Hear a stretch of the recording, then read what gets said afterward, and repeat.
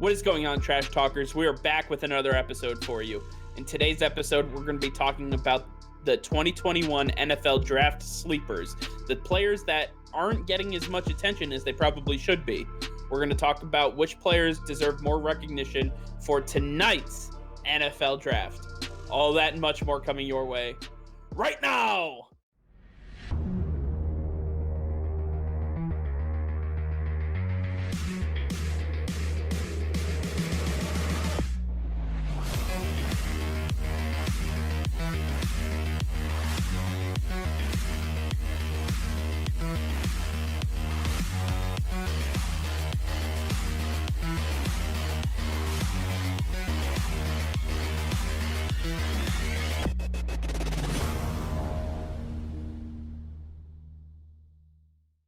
What's going on, Trash Talkers? If you're planning on watching the NFL Draft tonight, you're going to want to check us out on Colorcast, a totally new social audio app for sports fans.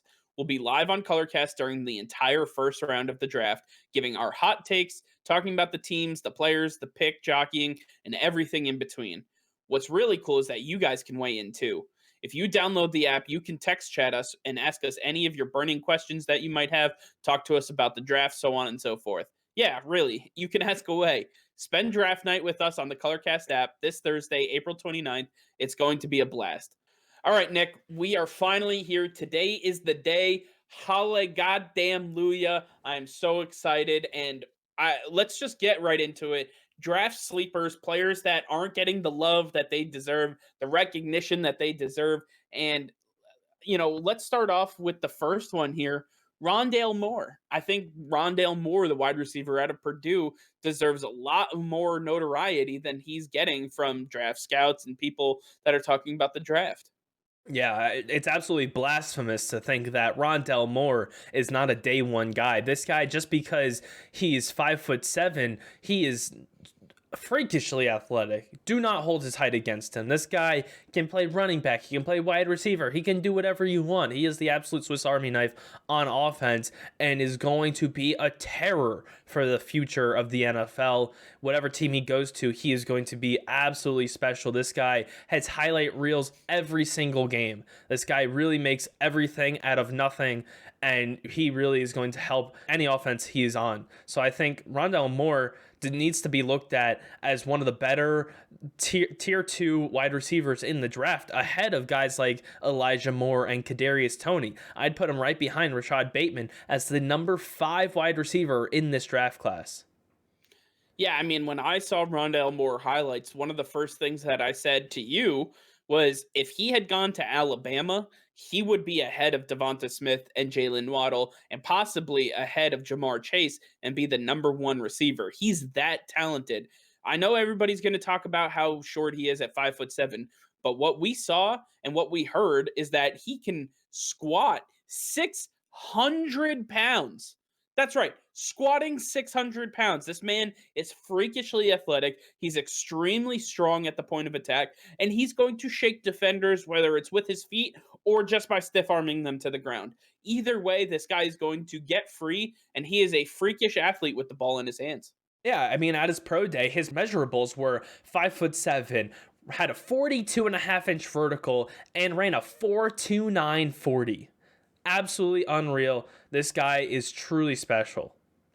Speaking of receivers that are going unnoticed or aren't really being talked about, LSU's Terrace Marshall Jr. has kind of taken a back seat, mainly because Jamar Chase has gotten the lion's share of the notoriety coming into this draft. And I take a look at Terrace Marshall. The man is 6'4". He's 210, 215 pounds. This guy can run a sub 4.40, and he can do literally anything you want the wide receiver position to do. He runs the entire route tree. He can take the top off the defense. He can run underneath and play with the ball in his hands. I don't understand how a guy who can do it all has the size and the measurables you're looking for, and you're saying that's a day 2 guy. I'd No, rather have somebody else. I just don't understand. And in fact, I told you, and you can be my witness to this. He's my favorite receiver in this draft. I believe that when it's all said and done, 20 years from now, we're going to say he's one of the best receivers that this game has ever seen. Absolutely. Terrace Marshall to me reminds me a lot of Mike Williams, the receiver for the Chargers, who was a top 10 pick for the Chargers just a few years ago. And now we're saying Terrace Marshall's possibly a day two guy. At best, he's back end of the first round. I think that's ridiculous. A guy that's that big, that strong, that fast. He's done too much at one of the biggest schools in the country to say he belongs at the back end of the first round. Definitely going to be a steal for whatever team he goes to. Yeah, I absolutely believe that. Terrace Marshall to me is just one of those guys who, I mean, if you had to build your perfect wide receiver, Terrace Marshall is going to be very close to what you come out with. He's got the size, he's got the speed, he's got the hands.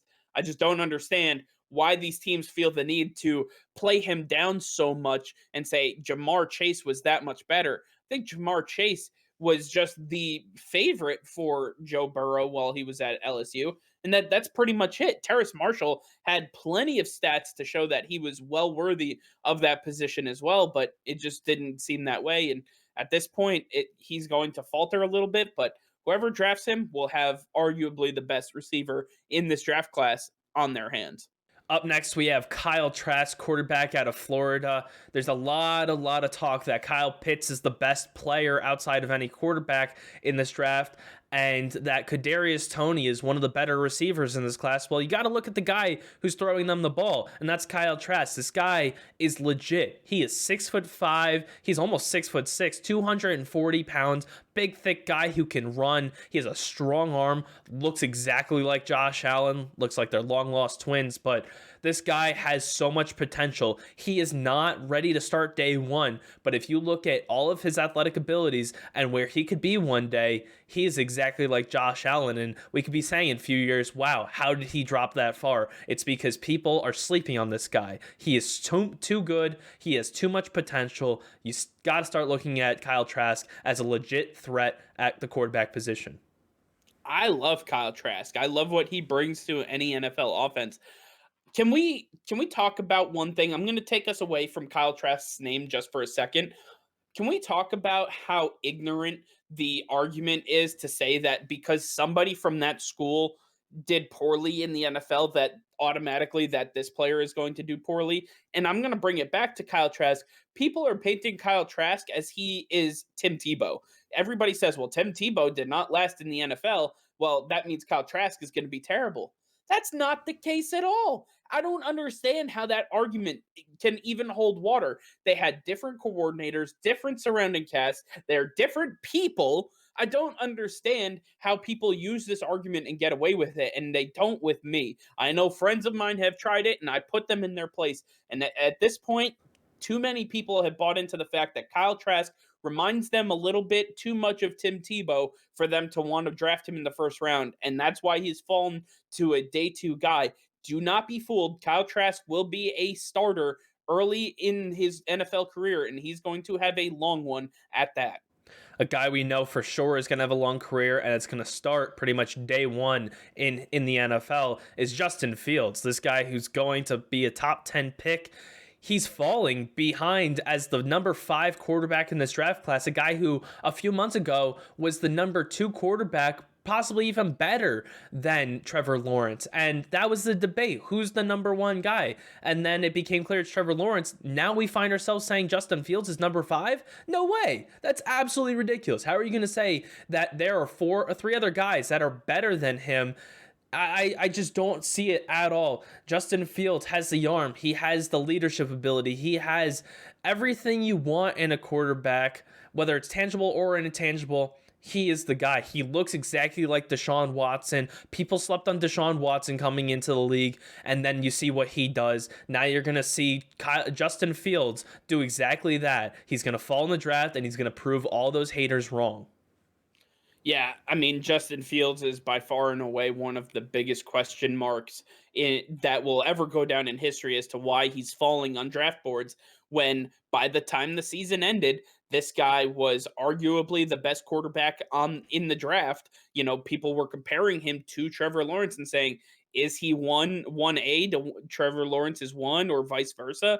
Who are the Jacksonville Jaguars going to take?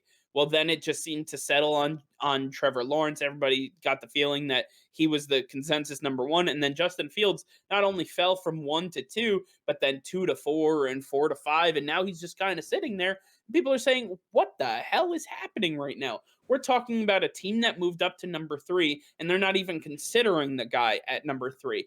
That is absolutely blasphemous in my eyes. And then at number 2, there's a team there sitting there with the New York Jets looking for a quarterback, and they're looking at any other quarterback besides him as well. I think it's absolutely insane to think that Justin Fields has fallen so far without having done anything wrong, without having shown anything negative on game film or whatever the case is. In fact, the last game that he played injured. He played with no surrounding cast, and he played against the best team in college football, and arguably a team that could have beaten some of the worst pro teams in the NFL. So when you're talking about what he showed against Alabama, I'm going to double you down and say, show me what he did against Clemson.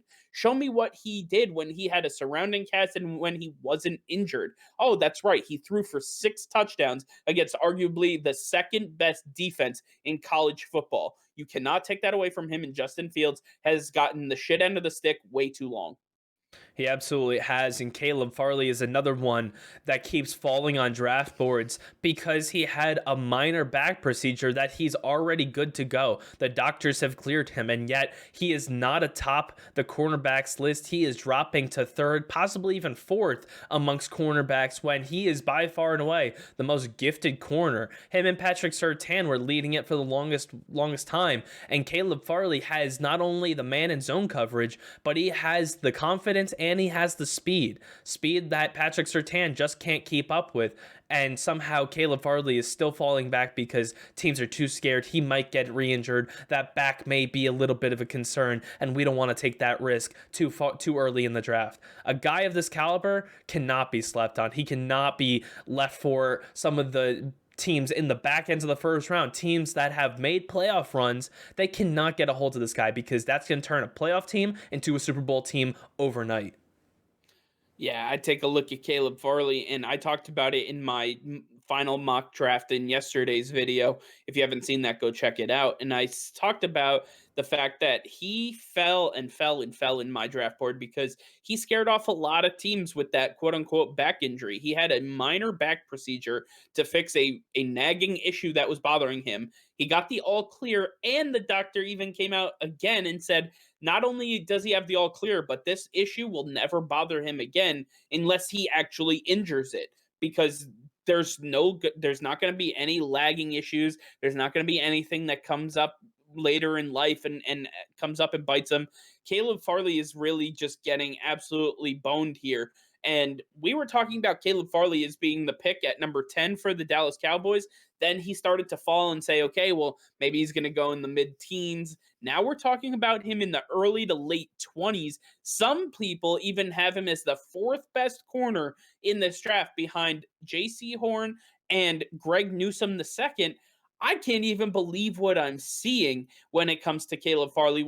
Before that news broke, he was arguably the number 1 corner on draft boards. It's absolutely abysmal what some of these pros are talking about when it comes to Caleb Farley, and he deserves a lot better than what he's getting. A message to all those fans who are coming to this video after their team has drafted one of these players. Congratulations, your team did a great job. They drafted a guy that's going to help your team out tremendously and possibly get them ever so closer to a Super Bowl trophy, because these guys are special. Teams got to stop sleeping on them. They're about to prove the entire NFL just why they are so good.